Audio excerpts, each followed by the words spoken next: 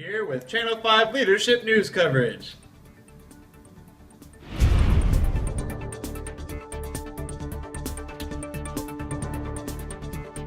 Workers are predicting confrontation with the city. We interviewed several maintenance workers and they are angry.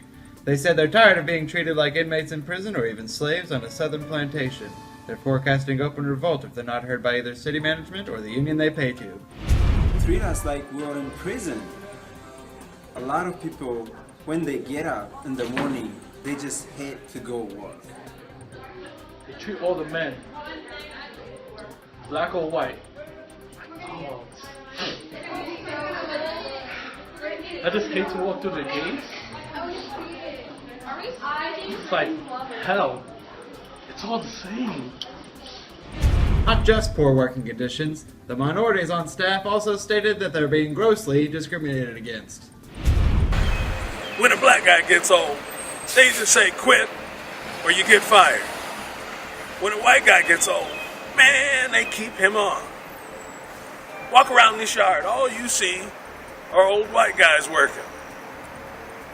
But you won't see any brothers in this yard. Man, that ain't righteous. I do believe my job was in jeopardy from the day I started. From the beginning, they told me I didn't want this job, that I couldn't stand the heat. I know women won't advance in this division. In fact, I was told to not even try. Speaking of advancement, several employees complained that there is no way to move up in the workforce unless you somehow forced your way into the foreman's clique. If you're hired a laborer, you stay a laborer. You know you want to better yourself. You don't want to be a laborer all your life, but you have to sneak behind the foreman's back just to get a transfer. You want to know how you make foreman? Snitching. That's how. If you're in the clique, everything is rosy. If you're not, you don't stand no more chance of getting ahead than a snowball in hell. They give an oral test. They don't give no other test.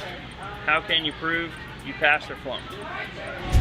Employees also reported strict working conditions in ways that go above and beyond what any person should ever have to tolerate. If you want to go to the bathroom, you have to ask the foreman. If he's not there, you gotta ask the crew chief. If he's not there, you get written up. There's no rules on reprimands. One person can get written up once for being late. Another person can be late 5 times and not get written up. The bosses can do anything they want.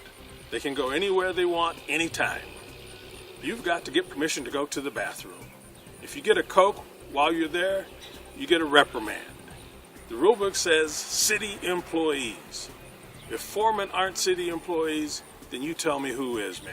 That stuff's just not right. And I'm sick and tired of it. Right. There's a different set of rules for us than any other city employees. We get treated like a bunch of machines. There's no consideration for your personal feelings. It's like a war. Us against the management. What it seems to boil down to is this. They just want to be treated like human beings. But management is not listening. City Manager Edward Mays simply stated that complaints by citizens of lazy municipal employees and poor maintenance made it hard to relax the rules. And Street Division Director Luther Schultz shrugged off the complaints altogether. You may be inclined to believe the complaints you hear every day about how incompetent and dilatory the people who work for the city are. In most cases, the complaints are unfounded, but taxpayers have the right to expect people who work for them to put in a day's work for a day's pay. As 250 people working for him are bound to have some personnel issues. Things right now aren't any worse than they have been before. What's worse, the union these employees pay dues to won't even listen. You should check the work records of some of those employees. They have got such a good benefits, they abuse them. I do not necessarily agree with all of the things that the city does. I try to see the employee side. That's what they pay me for. But I also understand management problems. I learned a long time ago that if you don't tell workers when they're wrong, you could get into deep trouble. The union is there to assure people they have some place to go with their complaints. If they can't talk to their supervisors, they should go to the union steward. If they can't talk with that person, they ought to get a new one. The only person that is willing to work with these angry workers is Margaret McChesney, personal director for the city.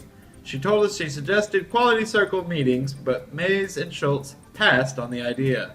Now it may be too late. We'll see where this story goes. Hopefully it doesn't end in revolt.